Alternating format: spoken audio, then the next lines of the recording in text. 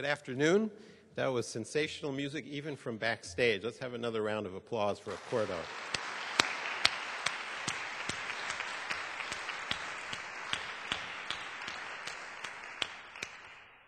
And as people are coming to their seats, let me just begin by taking a moment to thank BMI for sponsoring today's closing plenary session. Orchestras on the Airwaves, a hopeful trajectory. Broadcast Music, Inc. is a global leader in rights management, is an American performing rights organization that represents more than 475,000 songwriters, composers, and music publishers in all genres, and more than 6.5 million works. BMI has represented the most popular, beloved music from around the world for 70 years. In particular, we'd like to thank BMI's Brian Philbin, who has been with us all this week. Brian, are you here? Can we recognize you? There you go.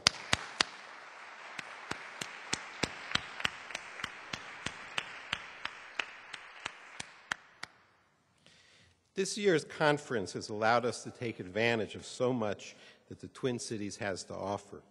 We've tapped into the riches of 5 different orchestras, the 3M Corporation, the Geek Squad, the American Composers Forum, the University of Minnesota, and probably a dozen more resources representing local government, social services, cultural agencies, and for-profit companies. What a place the Twin Cities is, or are. I don't know. And you've just heard an opening teaser from the Accordo Chamber Ensemble, musicians from the Minnesota and St. Paul Chamber Orchestras. And to top it off, here we are at the Ordway Theater for a forum on orchestras on the airwaves, which we've produced in partnership with our good friends at American Public Media and Minnesota Public Radio. And what perfect timing this is, because this year Bill Kling, the entrepreneurial founder of American Public Media and Minnesota Public Radio, will be stepping down from the helm of these great media organizations. And what an opportunity for us to honor APM and NPR with our Gold Baton Award. And I can't think of a time in my life, and I know this has to be true of everyone in this room, where hearing classical music on the radio wasn't an essential complement to your experience of orchestral music. And as I've just over the course of my lifetime, I've run into so many people who say, just actually in particular, people who lived in parts of the country that were very remote and didn't have orchestras nearby. It was hearing classical music on the radio that got them hooked and got them started on their road to America's orchestras. And we are very fortunate to have here this afternoon to present the award a great friend of the League and a wonderful leader in the Twin Cities nonprofit communities, and that's Nikki Carpenter. Nikki is a director for life of the Minnesota Orchestra and a former board member of the League. Welcome, Nikki, please.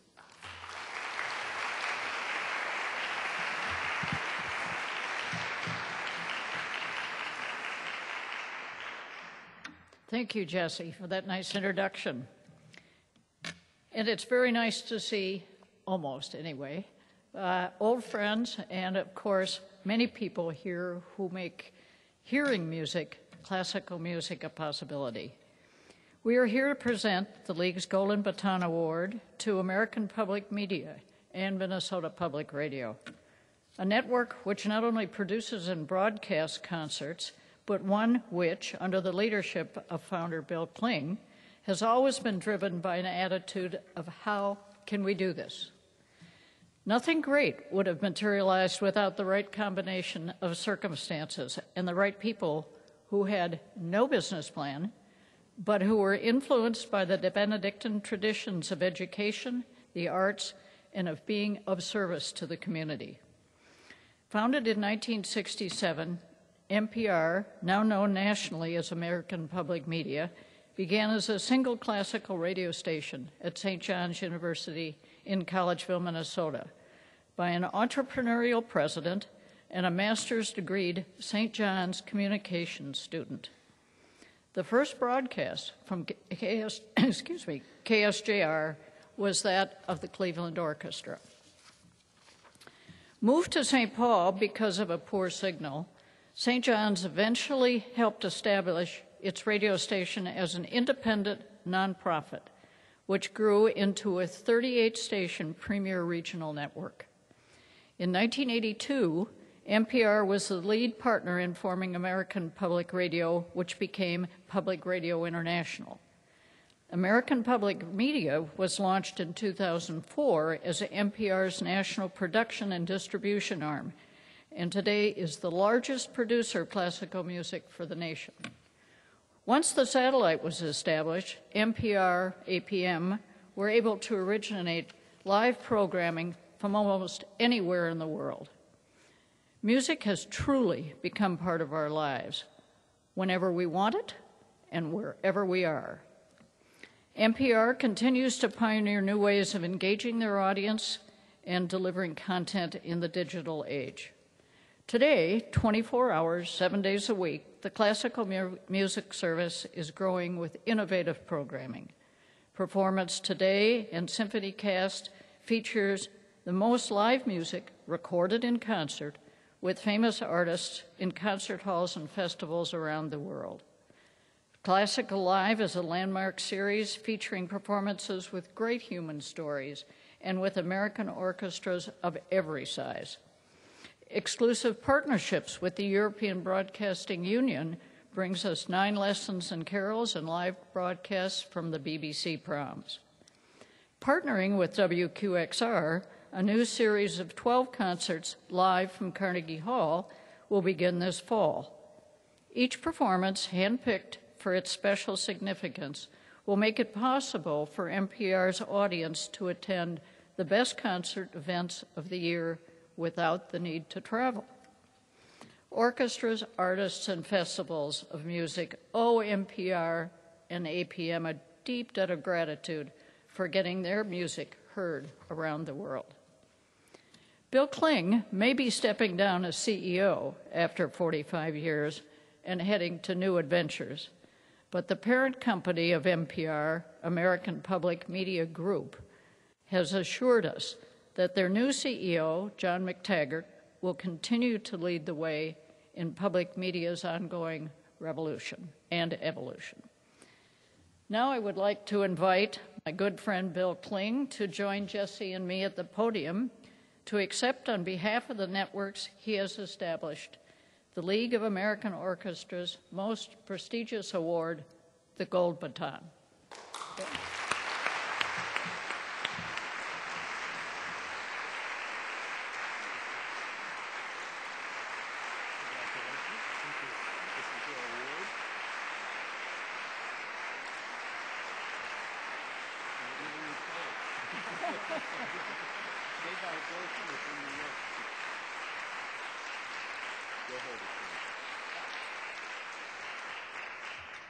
Thank you, and thanks to all of the members who thought that was a good idea. I'm told the baton is actually gold, so I will have to guard it carefully. Nikki gave you the history, and we started with classical music being in our DNA. We had a liberal arts university that wanted to extend the liberal arts nature of the traditional Benedictine Abbey out into the community that surrounded it. They couldn't be the patron of orchestras or composers, so they did it in the best way that they thought they could with classical music. And it's gone on from there. She's right, the first broadcast was Robert Conrad and the Cleveland Orchestra because the microphones didn't work. We couldn't say anything, so we simply put on the orchestra broadcast. But it was a wonderful way to begin. And it's gone on from there. You heard the litany, and you'll hear more today of what we're doing as the largest producer of classical music in the country and the largest distributor of it. We're delighted to do it. We're excited to do it. We just bought a station in Miami to bring classical music there after 10 years of not having it, and last week a second in Palm Beach. So we're beginning to try to both produce and make sure that the distribution gets to people through all of the new media as well as the traditional broadcasts through radio. We're excited about it. Brian Newhouse, Fred Child, people like that, Julie Amacher on our staff. make it all possible. And at times we even go beyond that. You'll see Sarah Lutman here somewhere, the wonderful, exciting director of the St. Paul Chamber Orchestra. There was a period of time when we were able to use our fundraising capabilities to draw the community together and really save that orchestra, which, I don't know whether it's 15 years ago, has given us 15 years of wonderful performances, exciting original content that we would not otherwise have had. So it's been a wonderful partnership with all of you, with the local musicians and organizations, and I looking forward to listening to a whole lot more coming forward in the future. Thank you again very much.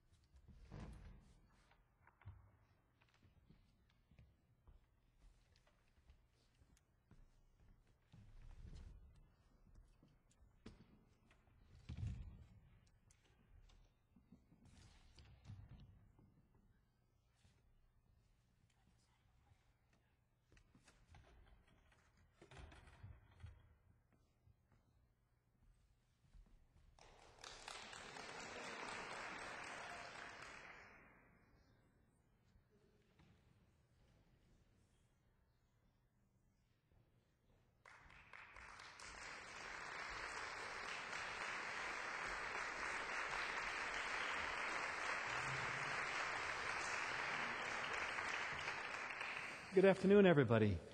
My name is Brian Newhouse. I'm the Managing Director for Classical Programming at Minnesota Public Radio and American Public Media. Welcome to the Tundra. It's great to see you here. We had the desert a couple days ago, and I'm just pleased we could share the whiplash of our weather conditions with you. My guests here are Chris Azukian, the Director of Special Projects and Electronic Media at the Los Angeles Philharmonic, and Graham Parker, the Vice President of radio station WQXR, and probably a familiar face to a lot of you from his League of American Orchestras. I'm so pleased we were able to kind of kidnap him a little bit out of your fold into ours. He's been a wonderful colleague, and it's not even been a year since he's been in radio, and we're already creating wonderful projects together. Just a bit about who we are. Minnesota Public Radio and American Public Media. If you went outside right now, turned on your car radio to 99.5, you would hear KSJN. That's Minnesota Public Radio. And if you listen to SymphonyCast or Performance Today or a service that we syndicate 24 hours a day across the nation called Classical 24, that all comes out of downtown St. Paul. Minnesota Public Radio, but our national distribution wing of that is American Public Media. So that's what MPR and APM are. So combined, we have about 4.5 million listeners who tune in to classical music from downtown St. Paul every week. It's our pride and joy. It's the reason I get up in the morning thrilled to come to work at Minnesota Public Radio, and I mean that, and it's been a number of years, and I still feel like I get to do this. It is a wonderful, wonderful shop, wonderful enterprise. We're also proud members of the European Broadcasting Union. That's a consortium of about 110 broadcasters, not just in Europe, even though the title suggests that. It is the global marketplace for what it is we do, classical music. And we submit content to the EBU and that gets picked up by anywhere. A wonderful test case, we'll hear it a little bit later, a collection of 6 concerts we sent about 8-10 months ago from the St. Paul Chamber Orchestra. We send it to Geneva, Switzerland. They send it out to all the members of the EBU, and somewhere, as best we can judge the audience, upwards of 10 million new listeners are exposed to it everywhere across the globe. It's a wonderful partnership.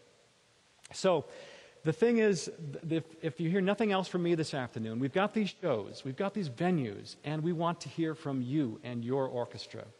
And these gentlemen will help me kind of shape that. But American Public Media has these programs. They are hungry for excellent content. If you need assistance in thinking about a media strategy, I'm going to just say 3 things that I want to leave you with if you don't currently have what you'd call a media strategy. And it is simple. It is as simple as this. It needs to start with the thing that you do best. That is, deliver a great performance. Something that you are proud to tell the world about. We did that performance. It was incredibly strong. That's where you shine.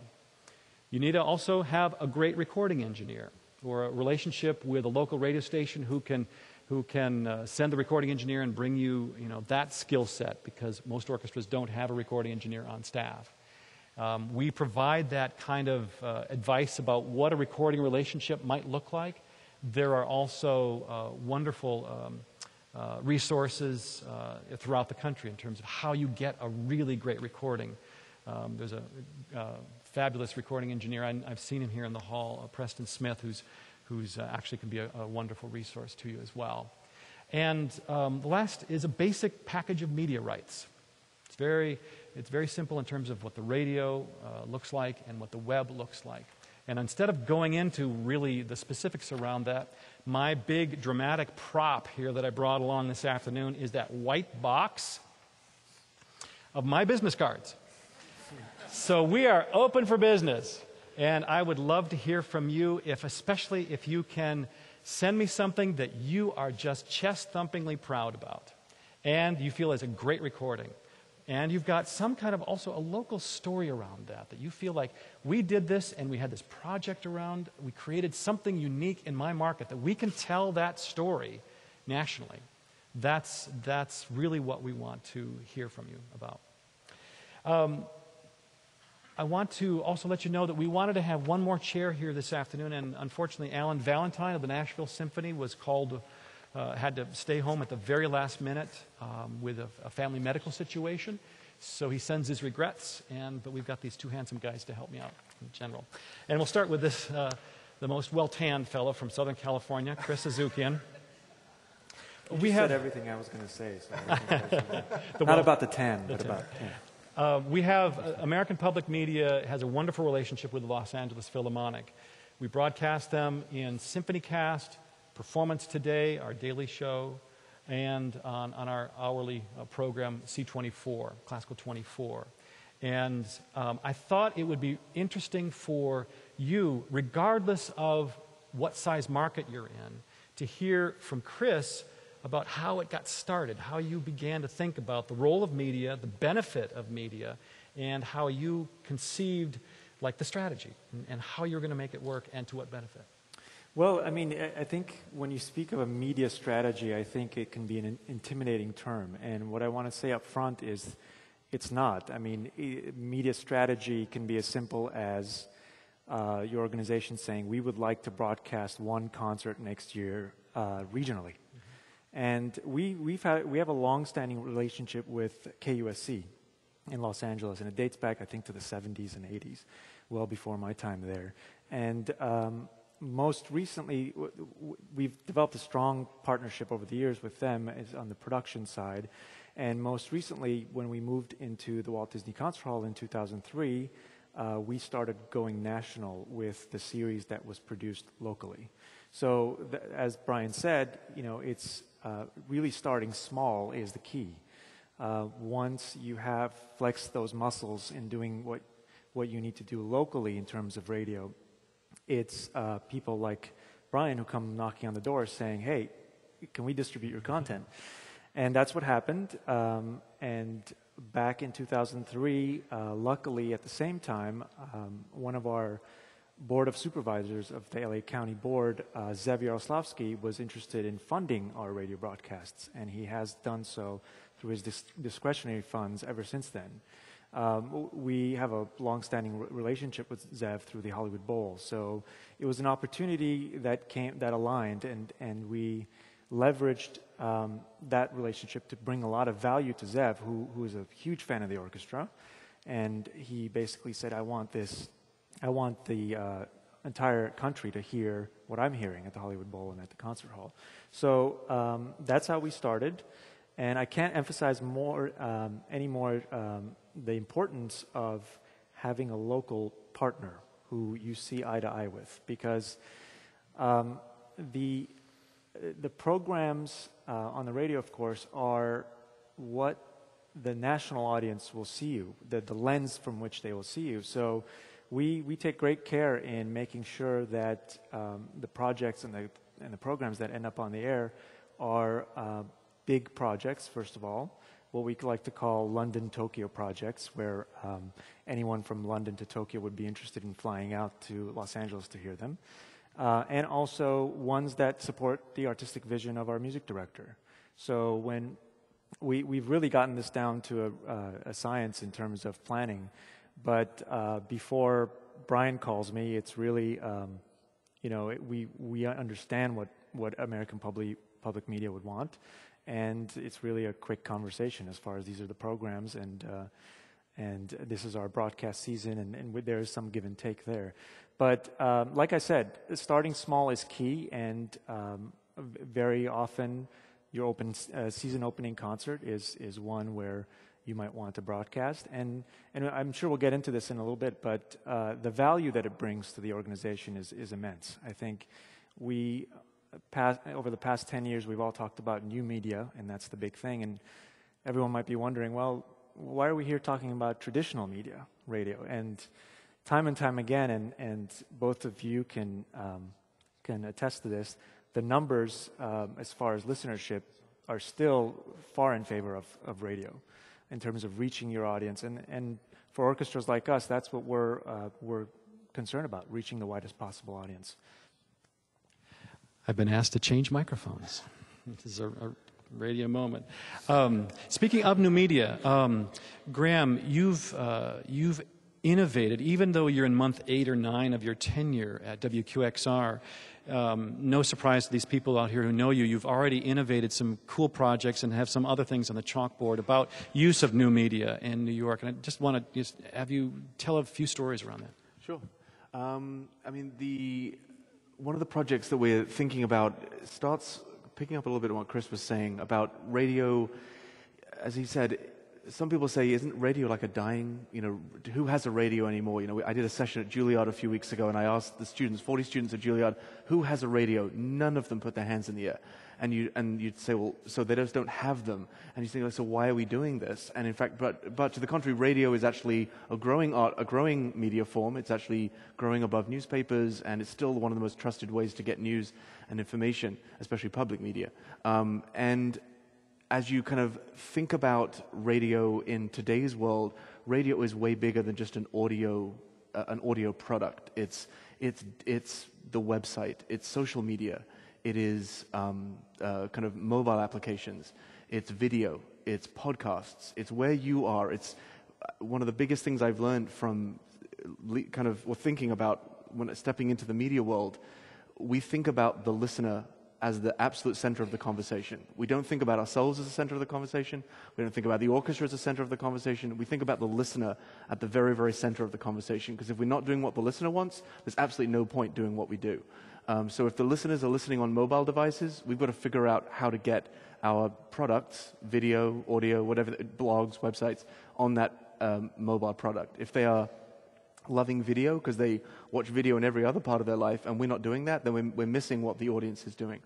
So one of the things that I discovered very quickly about the WQXR audience, and for those of you who don't know, WQXR, very briefly, is a 74-year-old radio station, always been a classical station until 18 months ago, it was owned by the New York Times as a commercial radio station, and in 2009 was sold and became a public radio station, and is now part of New York Public Radio. WNYC is our other station. And QXR is the most listened to single classical radio station in the United States. And so we have a lot of people that listen to us in New York, and we have a lot of possibility of partnering with people. And one of the things I discovered about our audience, which is very interesting, is that apart from the fact they do go to the ballet and they go to the symphony and the opera, as you'd kind of expect, the number one thing they love to do is actually go to museums. And the second thing they like to do is go to Broadway. So I thought, okay, museums, what could we do there? So I called up some friends at MoMA, and just because it's MoMA and it's big doesn't make them think like, oh, I don't have a MoMA in my community. You have a museum in your community. I'm sure all of you do. Whether it's big or small, you have a museum in your community. Called them up and started having a discussion about what could we do together? And they were like, what would we be talking to a radio station about visual art? It's like one of the great jokes, you have a great face for radio. You know, it's like, what does... Get the joke? Okay. What? Come on, people. So what does visual art have to do with radio? But in fact, it's, again, put the listener back into the conversation. If they are enjoying an art show, but you also know they listen to music all the time, let's try and forge that conversation. So we're having discussions about audio streams that we could curate that allow them to get a sense of a museum show. We could do in-person events. We could do really clever audio podcasts. There's amazing new technology that's right on your iPhone. It's a free app you can download that makes an instant podcast. All these things are totally available to you. They're totally available to me because they're free on their own iPhones. So there's so many things you can think about, again, if you put the listener in the middle of the conversation. And the middle of your conversation for the last couple of days, I'm sure, has centered time and again on money. And you're thinking, okay, I've got to make payroll next month. How in the world am I going to fund new media activity or media activity of any kind? And one question I've got for Chris around this is, how does the proposal of doing media of any kind, whether it's new media or traditional media or a blend, how does that leverage money? Does it leverage money in your experience? I think it definitely raises the profile of the orchestra. I think Jesse mentioned earlier, as far as classical music on the radio, I think any major orchestra or any orchestra of any size, being on the radio is another step in the achievement of the orchestra. And it affects, it affects the profile, like I said, it affects the donors, it affects the donor base, it affects the musicians. It's almost another rung on the ladder, and there is an understanding, I believe, that you need to be on the radio if you're serious about it. So in terms of leveraging that, I think it all works together. I think you can leverage that further to obtain funding, not necessarily for the radio programming, but for the orchestra in general. I'm just piggybacking a little bit on what Chris just said. Maybe some of you are in some parts of the country where you don't have a dedicated classical station. That could very well be the case, unfortunately. And you might have relationships with a news and talk station, or there might be a really strong light pop or light rock station.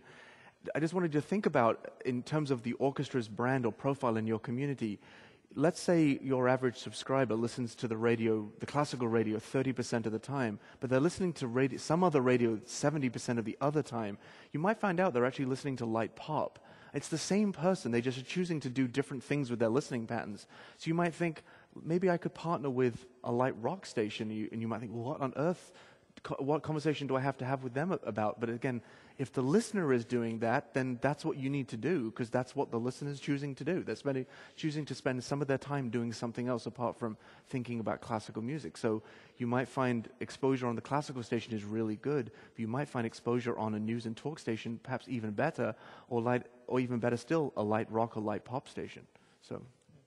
Graham, when you jump ship from orchestras into radio, what was the first one or two things you thought about? Okay, I'm new in this job. How do I orient myself to working with partners? So that might resonate with these folks in terms of sitting across a different desk now. Actually, the first thing I wanted to do was, where's the on-off switch to the radio? I was like, is there actually an on-off switch? But they wouldn't show me that. I believe there is one somewhere, but they wouldn't show me. So no. So what I thought about, and it was kind of amazing to think for QXR specifically, again, it's a very old brand, very well known in our market, but it turns out QXR had really not done a very good job of cultivating partnerships. Yes, we carry the New York Philharmonic live every Thursday, but that relationship was somewhat sophisticatedly developed, but there was still some things we could talk about.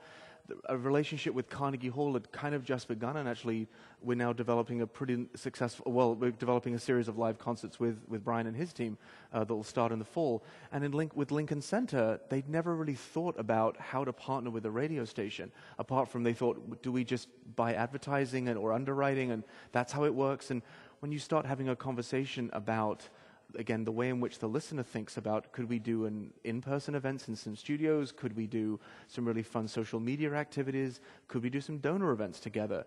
Maybe your donors would like to come down to the station when one of the artists that's playing with your orchestra is being interviewed, because that would show them a whole different side to the artist. And so just marketing opportunities, branding opportunities. There's so many things that you can do if your partners are willing to realize that 1 + 1 doesn't equal 2, it's 1 + 1 actually equals 3 or 4, which is a really powerful thing.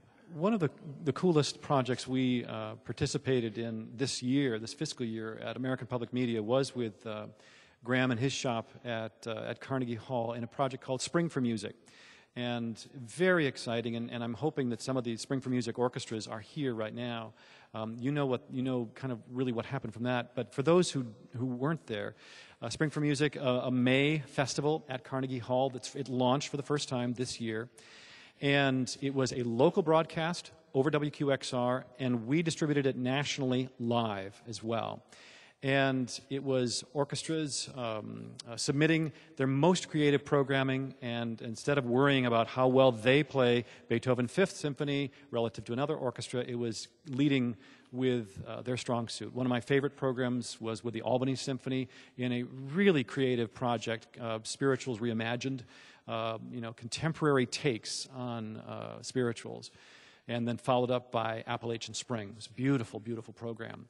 So that kind of closes the loop in a sense, I think. Local orchestra, national stage, but a local presence, and then here's a national distribution, taking it back, making it bigger than it all was. I think that was firing on all cylinders. Yeah, no, absolutely. I mean, it was an amazing opportunity to bring the local onto a national stage, not only just through the radio, but also it was a really great opportunity for us to partner with that local orchestra in their local community. And we had some great conversations. Toledo Symphony, we all kind of know, and I'm sure you've all heard the stories, they won the prize in basically bringing the most people to Carnegie Hall from their city. I think 1,400 people came from Toledo to Carnegie Hall for that performance. We joked, well, who was left in Toledo? But I'm sure, sorry. But so a lot of people came, and what was really great was that in talking to their local station, their local classical station, we were able to say, could you make a portrait of Toledo from your perspective, and let us put that into a national conversation? Let us get in touch with your subscribers. Give us some subscribers to talk to. We want to know what this means for the Toledo Symphony to be on the stage of Carnegie Hall. And we did that successfully and somewhat unsuccessfully with some orchestras, and as Spring for Music continues, we hope to do better with that. But it just spoke to the fact that the local station was hungry for this. That they often hadn't been asked if they could get involved in a conversation like this. It was more like, can we buy underwriting, and could you have our artists come play on your station? In fact, it became a partnership opportunity, and I think, again, the 1 + 1 was way bigger than 2. Yeah, and just speaking from American Public Media's side, I mean, that's such a grand title, isn't it? American Public Media. You can almost hear the trumpets sound, right? So if they normally do when Brian walks into a room, but today not so much. But on the other hand, what we seek to do is really to tell the story of the vitality of classical music in America today, and that's an intensely local story with wonderfully cool projects that are happening, and we can't pretend to know exactly the microscopic view of all of that's going on. So we rely on that phone call when you pick up my card down there and call me and say, we're doing this. You probably don't know about it, but we'd like to tell you this and see if there's some kind of a partnership. And Spring for Music was really a wonderful way to execute on the front end of that. Brian, if I can add to that, that resonates with us quite a bit because going back to the importance of the right partner, I think to tell that story in this media, it's really important that your partners know your story, your local story, because, for example, with KUSC, they're almost, a part of they are a part of the LA Phil family. They're so ingrained in our DNA and our programming culture that when they go on the air, it's interesting. I've been thinking about this lately because we produce, in-house, we produce our LA Phil Live in movie theater series. And the radio series, we don't produce in-house. KUSC produces it. But we're so trusting of KUSC that we don't control the scripts. They do what they do so well. So it's really important. On a local level, your local station or whoever you're partnering with should know your story best, and leverage that story, because as you're hearing from these two, they want to make sure that story gets on the air the best way possible. And are you doing, so it's the air product in Los Angeles. Is there kind of any sort of internet or digital projects you coordinate with KUSC, or is it mostly a broadcast relationship? It's mostly a broadcast, and there's of course, the live simulcast on streaming on air, and then plus an archive period. That's the extent right now, and then of course we all partner on live events throughout the year. Which have worked so well, with NPR Music, American Public Media, as well as KUSC on the ground, and of course Fred coming out. So it's really, like Graham was saying, it's really a alignment of all of these people, seeing the same vision. Yeah. I said I wasn't going to do this, but I'm going to try and do this in 25 seconds, about what a basic media package looks like. For us, ideally at American Public Media, so just so you can go away with something really practical, if you would like to submit a recording to us, we would like to ask that we would have unlimited broadcast rights for 3 years, and also the right to post that on our website for 3 years. And that's really the very basics of it. And then we can talk European Broadcasting Union after that. We can talk downloads of a variety of things. If you've got video projects, then Bob's your uncle. We'd love that. But those are the basic pieces of it. I don't know, how do you work that in local? In New York? Again, picking up on Chris, I think again thinking about how all of our listeners or our subscribers or our single ticket buyers, our audience members, how they use media. They're using media in a variety of different ways. They're on Facebook, they're on Twitter, they are probably reading blogs, probably more than you might realize. I don't know if you know this, that Facebook, the largest percentage of Facebook users now are over 55. So if you might think, Facebook is for kids, entirely incorrect. Facebook is for people 55 and older, and they're becoming quite sophisticated about how to use it. And so when we did Spring for Music, actually, it was an opportunity for us to partner not only with APM, but also NPR Music. Shouldn't forget our great friends, really great friends down in D.C., Anya Grunman and her team are really pushing the boundary on what you can do digitally. So we partnered with live chats, which turned out to be not so successful, actually. People actually just wanted to listen to the music and not engage in a conversation at the same time. But Twitter was really... you didn't have Gustavo Dudamel. Those chats go really well. I'm just kidding. But Twitter worked really well. Facebook was really a buzz. Blogging was really good. But if you... Brian mentioned video as well. If you can think of really fun and creative ways to make video, and again, this doesn't have to be a 6-camera shoot. It can be a person with a flip camera who's doing all you got to do is have a big imagination and probably have a little bit of fun. I'll give you a very small... Rough and ready is just fine. It really is. You don't have... This is not about perfection. It's a sense of fun and a sense of adventurousness. Yeah. Just give you a really small example, and I would encourage you to go look at it on our website, but WQXR did a festival in April called Trout Week. And it was a strange title, we admit, but it was a festival of 5 string quartets over the course of 5 nights in our live studio space.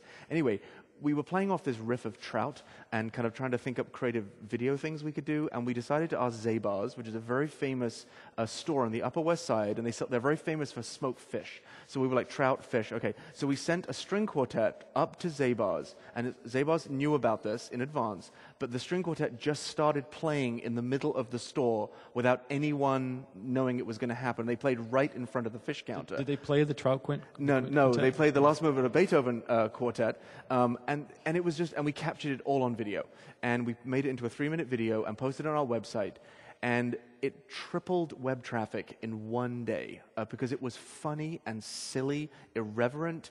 It captured the personality of New Yorkers.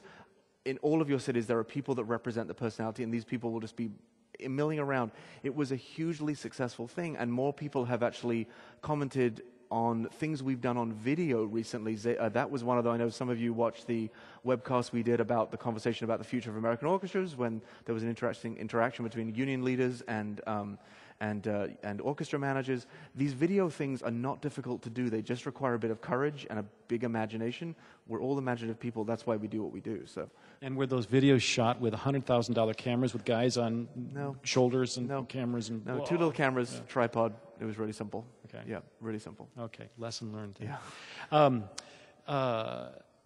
going to turn the stage over in just a second to my colleague Fred Child of Performance Today. And we'll be back for another period of conversation with telling a much more, I think, intensely local story with your host organizations, the St. Paul Chamber Orchestra and the Minnesota Orchestra, with whom we are intensely proud to be great partners with here in the Twin Cities. And also a story from Spokane, and we'll get to that in just a second. American Public Media's Performance Today is on the air in 255 markets around the nation. 2-hour daily show that, as I mentioned, tries to tell the American story of classical music. The wonderful host of it is Fred Child.